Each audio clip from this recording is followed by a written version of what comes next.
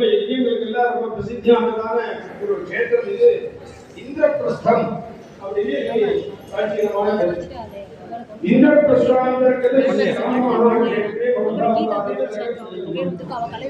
அப்படிப்பட்டதான இந்த க்ஷேத்திரத்துல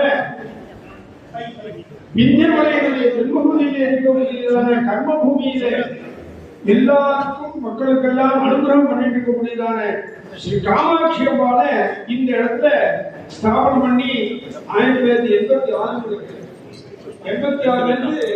இந்த இடத்துல ஸ்ரீ காமாட்சி அம்பாள் அந்த இடத்துல அந்த காமாட்சி அம்மனுக்கு ராஜதானியில அவரோட மகாராஜியா உட்கார்ந்து ஆராதனை பண்ணிருக்கிறார். அப்படிப்பட்ட இந்த கோயில்ல இப்பொழுது புனராவர்த்தனமாக 3வது அனாவர்த்தனத்தோடு சேர்ந்ததாக 4வது கும்பாபிஷேகம். முதல் கும்பாபிஷேகத்துக்கு அனாவர்த்தன பிரதிஷ்டை, மற்றதுக்கெல்லாம் அடுத்து திருப்பி பண்ணி பண்ணக்கூடிய கும்பாபிஷேகத்துக்கு புனராவர்த்தனம் பேரு.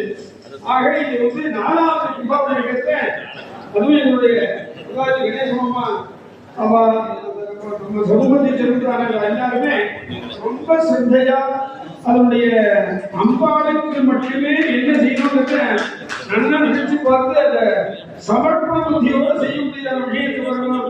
எனக்கு காலத்துல மகா கும்பாபிஷேகம் நடைபெறுகிறது.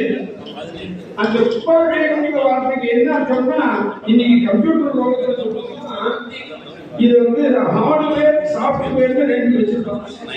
கம்ப்யூட்டர் தான் சொல்லுவாங்க. ஹார்ட்வேர்ங்கிற அந்த ஒரு தெய்வ விக்கிரகத்தின் உள்ளம் பெரும் கோயில் ஊனுணர்ந்து ஆலயம் அப்படின்னு தமிழ்ல சொல்லுவா.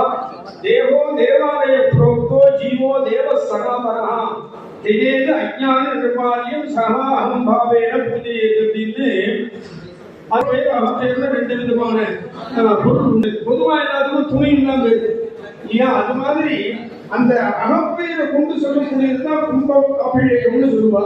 அப்ப கும்பங்கிற வார்த்தைக்கு என்ன அர்த்தம்னா குடங்கிற புறப்பே இருக்குது.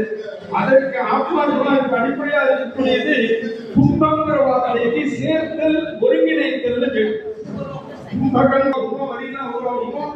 அது மாதிரி ஒவ்வொரு சுவாமியினுடைய சைதன்யத்தையும் அவ பூஜை பண்றவா கண்ணனுக்கு கட்டுப்பட்டு தனக்குள்ளேயே சுவாமியை பூஜை பண்ணி உள்ளே இருக்கக்கூடியதான திரிக்கிற மாதிரி அந்த பூமிரூபமா இருக்கக்கூடியதான அந்த விக்கிரகத்தை கொண்டு சேர்க்கும் பொழுது பாஞ்ச பௌதிகமான சரீரத்துக்குள்ள அதற்கும் அப்பாற்பட்டதான அந்த யோகம் வியாபியா இருக்கக்கூடியதான இங்கே இப்பொழுது 2வது கால யாகசால பூஜைகளை துவங்குறா.